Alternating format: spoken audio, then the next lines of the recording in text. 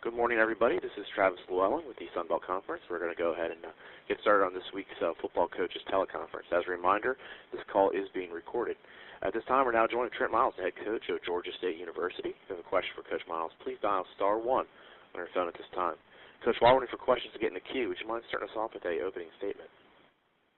Sure. We're looking forward to going to West Virginia and playing. We're going to be challenged by an excellent football team, and everybody had a chance, at least on our side, to be able to see some of their game against Oklahoma, so we know what we're in for. And, you know, our kids should be very excited to go and compete against a team that is in the Big 12 in a BCS conference, and, you know, one of the most, I would say, dominating defenses that I've seen, you know, this year so far up front. They look really good defensively, and it should be a huge challenge for us to compare ourselves to teams that are considered, you know, BCS schools. So, you know, we're excited and looking forward to it. Thank you, Coach. Our first questions come from Doug Robertson with the Atlanta Journal-Constitution. Please go ahead, Doug. How are you, Coach?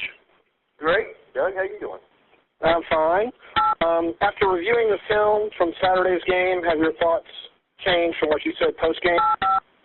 I don't think we played hard enough. I think our expectation was to play harder than we did, and I don't feel like our kids played as hard as they possibly could. I thought they got down with UT Chattanooga took the lead on us and was able to run the ball on us as well as they were. I think they got a little demoralized and hung their heads, and which affected how they performed.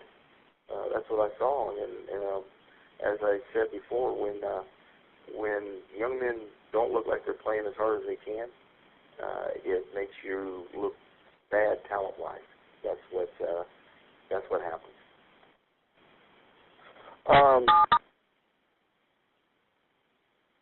Doug, are you there? I got you speechless. Let's see if Doug's still there. Doug, are you still with us? He gets cut off every day, every time. Let's see if I can't get him out here. Doug, are you still there? I'm trying. Okay. Can you hear me? Yeah, please go ahead.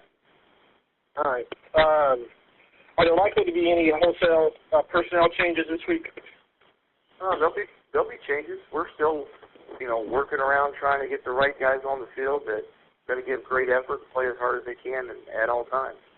So I'm sure that we will make some changes, but you know, we'll see how this week plays out and how we practice and who's doing what in practice. But you know, you have to play for us. You got to have a love for the game. You got to have some passion, and you know, you got to go out there and put it all on the line every play, every down.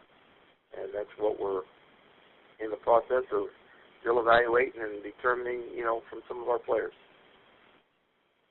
I mean, it's probably never a good time to play a team from a BCS conference, but how do you approach this week, especially considering the effort from last week, and how do you get the guys turned around so quickly? Well, you know, even if it's only 11 guys, we're going to put at least 11 guys on that plane, and we're going to go there and play as hard as we possibly can play.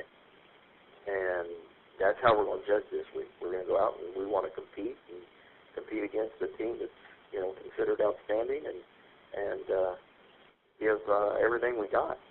You know, we want to go out and execute the best of our ability and take care of the football. So, you know, I thought we were past stage one. After the first game, I thought we were past stage one of teaching them to compete, but obviously I was wrong. So we're back to stage one and making sure we're teaching guys and learning how to compete, you know, every play, every down, even when things don't go their way. I mean, was it disheartening for you? And we're going to go get a big paycheck. Y'all spent 9 months kind of working on this, and it just seemed to evaporate in a matter of 2 drives? I didn't quite hear that question. Was it disheartening for you after 9 months of trying to teach the guys to compete and preach on this, but they just, you know, seemed to lose it after 2 drives? Well, I think that's a fragile state. Anytime you haven't had a lot of success, you know, and you're in a fragile state. You've got some young guys that you don't know how to, you know, we had some young guys out there playing that it's just their second college football game. They're learning on the run and learning experience, learning how to handle it. And then you've got some guys that have been around that haven't had a lot of success, and they're probably more fragile than the young guys. And because they've been through it. And so you've got to kind of try to change that culture, that mindset, and to keep them up. As far as disheartened, for me, I was disappointed, but I'm not, disheartened where I'm taken back by it. I mean, I've seen it before, and I know what we as a staff know what we have to do, and we have to keep coaching them and play the ones that want to play really hard and that love the game are going to go out there and play for their teammates. And going back to the possible personnel changes, might it mean more of the underclassmen playing? We'll see. I mean, I'm not going to. There's some underclassmen that we won't, that just aren't ready to play yet, whether that be because they need more time to gain weight or their maturity level yet. There's some that we're not just going to make wholesale changes and ruin a kid's year if he's not ready. It could be guys that are already on the team. It could be, hey, we might have a walk-on here and there that, we're going to put out there that's been given us a great effort. So we're going to find guys that want to play hard all the time and go out and compete. And that's what we're going to do. And, again, this is a process now. It's not going to happen overnight. We're going to go through it the right way and build it the right way, and guys are going to, learn to play hard and learn to love the game, or they're not going to play.